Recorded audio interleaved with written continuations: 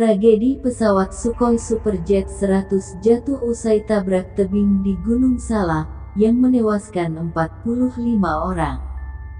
Sekitar 9 tahun yang lalu, atau tepatnya pada tanggal 9 Mei tahun 2012. Pesawat Sukhoi Superjet atau SSJ-100 jatuh setelah menabrak tebing di Gunung Salak, Jawa Barat. Tak ada satupun yang selamat, awak pesawat dan penumpang yang berjumlah 45 orang, semuanya tewas dalam kecelakaan ini. Tak hanya itu, pesawat juga ditemukan dalam kondisi hancur hingga menjadi puing-puing. Berdasarkan hasil investigasi Komite Nasional Keselamatan Transportasi (KNKT) yang diumumkan pada tanggal 18 Desember tahun 2012, kecelakaan disebabkan oleh kelalaian pilot yang mengemudikan pesawat. Dari hasil investigasi itu, juga didapati bahwa pesawat Sukhoi Superjet 100 tersebut dalam kondisi baik tanpa gangguan sistem, terlebih saat itu adalah penerbangan perdananya. Namun sebelum tragedi pesawat naas ini terjadi, detik-detik terakhir sebelum pesawat hilang kontak dan kemudian jatuh setelah menabrak tebing di Gunung Salak, terekam jelas dalam instrumen yang ada di radar kontak pesawat tersebut. Saat itu, pesawat Sukhoi SSJ-100 dengan nomor penerbangan RA36801 yang dioperasikan Sukhoi Civil Aircraft Company melakukan penerbangan promosi dari Bandar Udara Internasional Halim Perdana Kusuma. Penerbangannya direncanakan menggunakan aturan terbang secara instrumen, atau Instrument Flight Rules atau IFR pada ketinggian 10.000 kaki selama 30 menit. Adapun wilayah yang diizinkan untuk penerbangan ini adalah area Bogor. Bertindak sebagai pilot, Alexander Yablonsev memiliki asumsi bahwa penerbangan tersebut telah disetujui untuk terbang ke arah radial 200 HLM-VOR sejauh 20 nm. Pukul 14.20, pesawat lepas landas dari landasan 06 Bandara Halim Perdana Kusuma, kemudian berbelok ke kanan hingga mengikuti radial 200 HLM-VOR, dan terus naik sampai di ketinggian 10.000 kaki. 4 menit berselang, pilot melakukan komunikasi dengan Jakarta Approach dan menginformasi bahwa pesawat telah berada pada radial 200 HLM, dan telah mencapai ketinggian 10.000 kaki.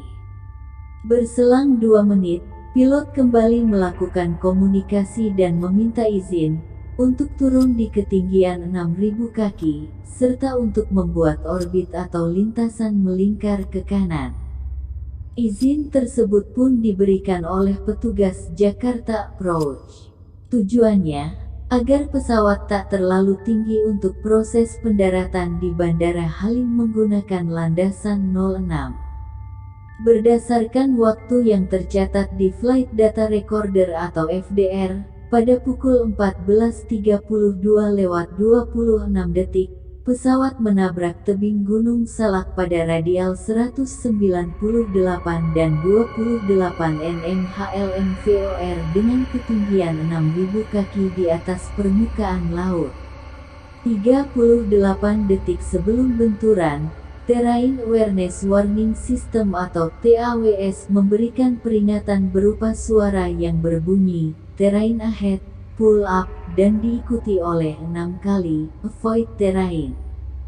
Akan tetapi, pilot in command PIC mematikan TAWS tersebut, karena berasumsi bahwa peringatan-peringatan itu diakibatkan oleh database yang bermasalah. 7 detik menjelang tabrakan, terdengar peringatan berupa suara, Landing Gear Not Down, yang berasal dari sistem peringatan pesawat. Peringatan, Landing Gear Not Down, akan aktif bila pesawat berada di ketinggian kurang dari 800 kaki di atas permukaan tanah dan roda pendaratan belum diturunkan. Saat kejadian itu, pesawat berada di sekitar Gunung Salak yang memiliki ketinggian sekitar 2000 meter dari permukaan laut. Pada pukul 14.50, petugas Jakarta Approach menyadari bahwa pesawat SSJ-100 telah hilang dari layar radar. Tidak ada bunyi peringatan sebelum lenyapnya titik target pesawat dari layar radar. Dan tepat 1 hari kemudian, pada tanggal 10 Mei tahun 2012, Basarnas berhasil menemukan titik lokasi jatuhnya pesawat. Semua awak pesawat dan penumpang meninggal dalam kecelakaan ini serta pesawat dalam kondisi hancur berkeping-keping. Berdasarkan data investigasi KNKT, terdapat setidaknya 3 kesalahan fatal pilot SSJ-100 yang membawa 45 penumpang tersebut. Pertama, peta pada pesawat Sukhoi Superjet 100 tidak memuat informasi mengenai area yang dilintasi yaitu Bogor, yang tak lain merupakan sebuah wilayah imajiner yang melintang sepanjang 50 km dari Tangerang hingga Cikeas, dengan lebar sekitar 20 km. Letaknya 20 nautical mil atau 37 km dari Bandar Udara Halim Perdana Kusuma. Kondisi pilot yang tak menguasai medan dan kontur pegunungan Salak semakin diperparah dengan kondisi langit, yang pada saat kejadian sangat tebal sehingga mempersempit jarak pandang sang pilot.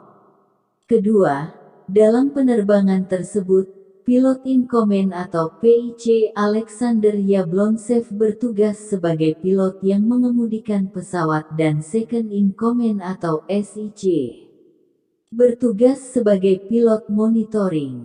Saat itu, di kokpit ada seorang wakil dari calon pembeli yang menempati tempat duduk observer atau jump seat. Hadirnya wakil dari calon pembeli inilah yang diduga kuat membuat hilangnya konsentrasi pilot dalam mengemudikan pesawat naas itu.